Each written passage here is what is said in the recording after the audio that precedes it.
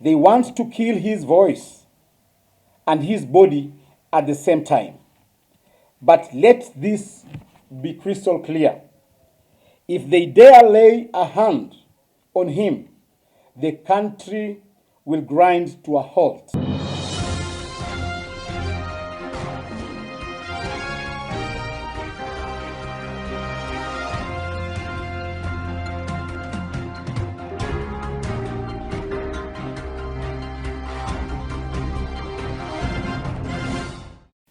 Members of the press, DCP members across the Republic, fellow citizens, it is with pride that we announce the return of our party leader, His Excellency Rigathi Gachagua, following a highly successful official tour of the United States of America.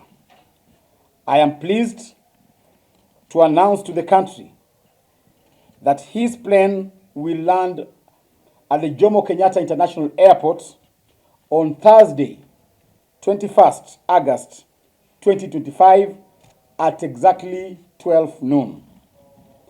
During his highly successful USA visit, His Excellency Rigathi Gachagua, our party leader, met Kenyans in Seattle, Boston, Dallas, Kansas City, and Baltimore, launching DCP satellite offices in key states, including Texas and Washington.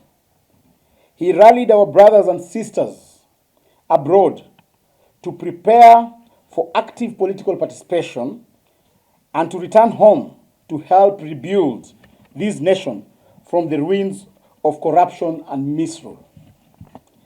It is well known and deeply troubling fact that State House, Nairobi, has become less a seat of national leadership and more a theater of betrayal, a scene of crime where backroom deals are struck, not in service of the Kenyan people, but in league with butchers of children in neighboring countries. Within those guarded walls, the future of our nation is battered away from crumbs of tokenism as the destiny of millions could be traded like cheap trinkets. Decisions made there do not echo with the voice of the people. They reek of the stench of greed, complicity, and moral decay, turning what should be the heart of our democracy into an auction house for our sovereignty and birthright of generations to come. While our party leader was abroad, forging a path for democracy renewal, the regime was hatching a dangerous and cold-blooded plot. Deputy President Kithure Kindiki and Interior Minister Kipchumba Murkomen have shamelessly issued public threats to arrest His Excellency Rigathi Gachagua upon his arrival.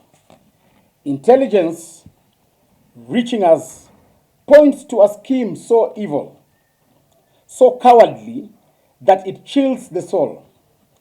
Their intent is to subject our party leader to slow and silent assassination by poisoning, the very same cruel method once inflicted on the late Kenneth Matiba while in state custody. This is not hearsay. It is a deliberate plot to silence the voice of the people of Kenya by physically destroying its leadership. Their plan upon our party leader's arrival at JKIA is to abduct, intimidate, brutalize, and eventually place him under house arrest, cut him off from his supporters, and deny him the right to address the nation. They want to kill his voice and his body at the same time. But let this be crystal clear. If they dare lay a hand on him, the country will grind to a halt. They did this during his impeachment. He responded by asking his supporters to stand down and protest by singing melodies. But this time round, let the plotters know that the song is different. The rhythm is tougher, and we will turn into a cacophony of defiance. There comes a time when enough has to be enough, and that time is now.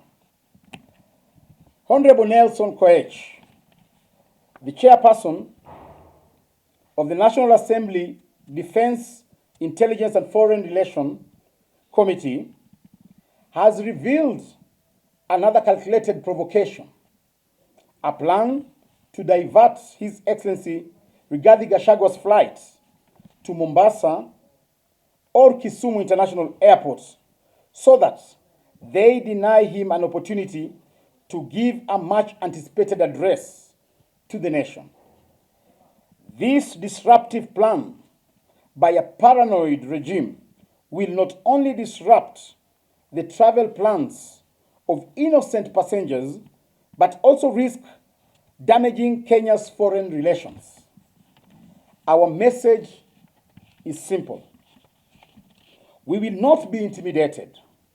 If they divert the plane, our supporters in Kisumu and Mombasa will turn those airports into oceans of DCP colors and defiance.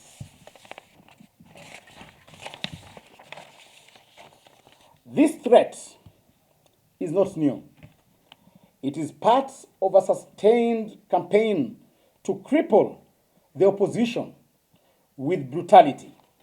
Our leaders have been tear-gassed, beaten up, and humiliated in several parts of our country, including Subukia, Kakamega, Gilgil, Murang'a, and even within the walls of sacred places of worship.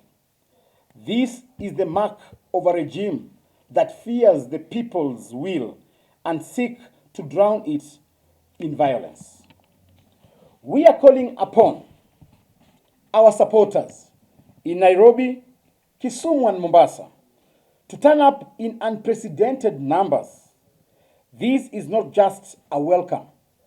It is a statement to the world that Kenya belongs to her people, not to a clique of power-hungry men who weaponize the state against its citizens. His Excellency Rigathi Gachagua, our party leader, has cut short his trip to return home and give leadership in the coming by-elections. This is a moment of reckoning. I urge all the DCP supporters and Kenyans yearning for change to turn up in large numbers at the Jomo Kenyatta International Airport to welcome our beloved party leader. Your presence is your power. Your numbers are your shield. Your unity is our victory. The Democracy for the Citizens Party's message is clear. Kenya will not be auctioned. Not now. Together, we will reclaim our country, restore truth, dignity, and justice, and build a government that serves with humility. Thursday at 12 noon will be the return of our general, our beloved party leader, His Excellency Rigathi Gachagua. I urge you, be there, stand firm, stand proud, and stand for Kenya. We ask our party members to start converging at JKIA from 6 a.m. in the morning. We will be there with song and dance to welcome our hero, our party leader, Honorable Rigathi Gachagua. Thank you.